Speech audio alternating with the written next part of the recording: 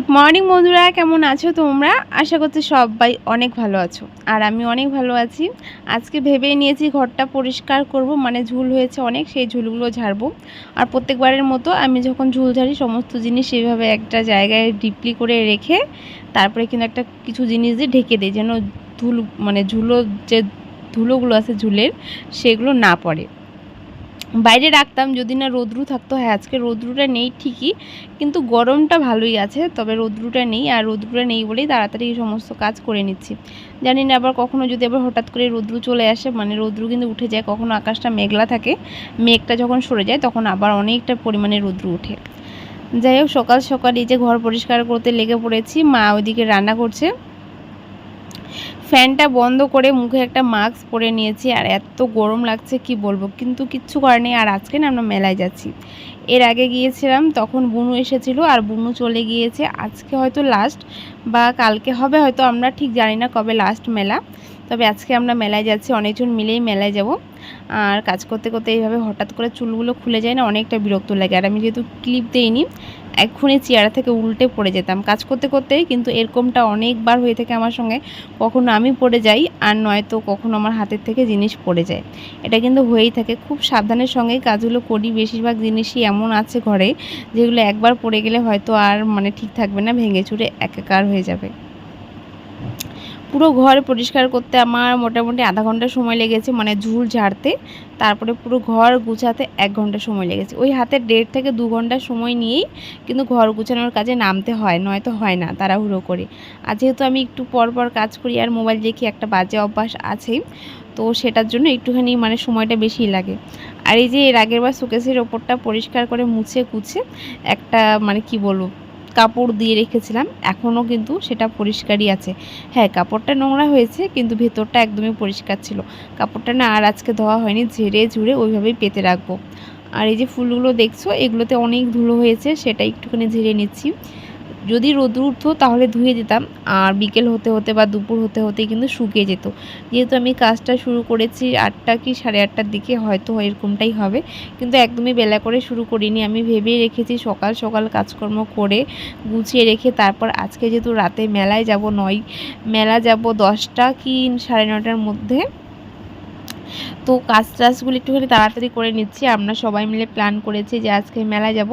আমাদের মানে পাড়ার কিছু বান্ধবী বলতে পারো, যেহেতু ওদের বিয়ে হয়ে গিয়েছে, আর বৌদি, আমার মা, আমরা সবাই মিলে মেলায় যাব। অনেক মজা হবে, কিন্তু একটাই দুঃখ, সেটা হচ্ছিলো মেলাতে গিয়ে কোনো রকম ভিডিও করতে পারিনি।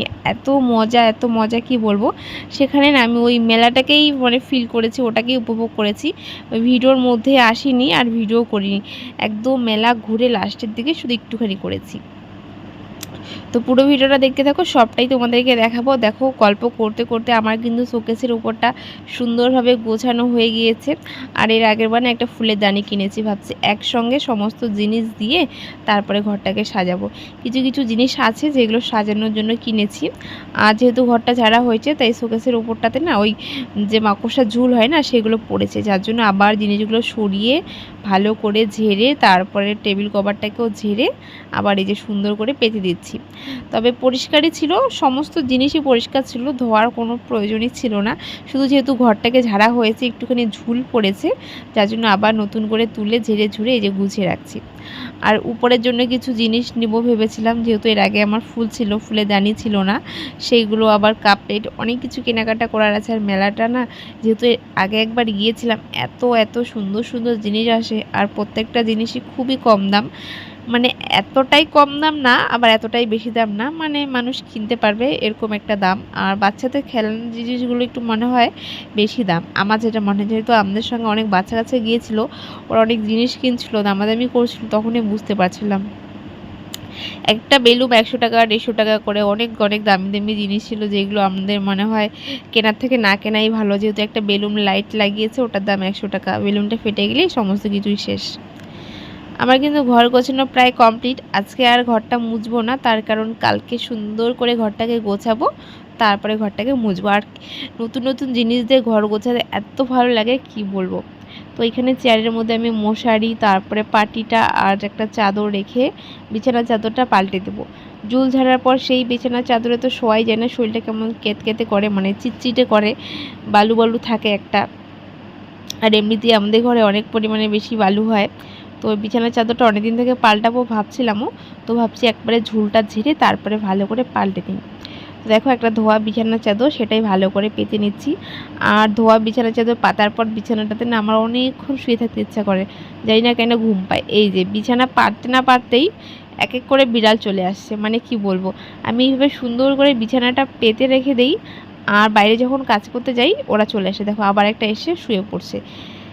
এইভাবেই ওরা আসে আর গুটি গুটি পায়ে হেঁটে ওই কিনারে যাবে, মানে কর্নারে গিয়ে শুয়ে থাকবে, পুরো বিছানাটা একদম ভালো ভালো করে দেয়। ওদের যে কি বাজে অভ্যাস হয়েছে, ওই ঘরের বিছানাতে কিছুতেই শুবে না, এই ঘরের বিছানার মধ্যেই শুবে। আমি এত মারি তবু এখানেই আসে। দেখো বিছানাটা ভালো করে গুছিয়ে নিচ্ছি, সেরকম আর কিচ্ছু নেই, মানে আর কিছু কাজ করব না। এমনিতেই অনেক কাজ আছে, সেগুলো আর দেখাবো না। ঘরের টুকিটাকি কাজগুলো করে তারপরে দুপুরে স্নান খাওয়া দাওয়া করে বিকালের দিকে একটু ঘুম দিব, তারপরে মেলায় যাব। যেহেতু অনেক রাত অবধি মেলায় থাকবো, তো দুপুরের দিকে না ঘুমালে মনে হয় না ভালো লাগবে।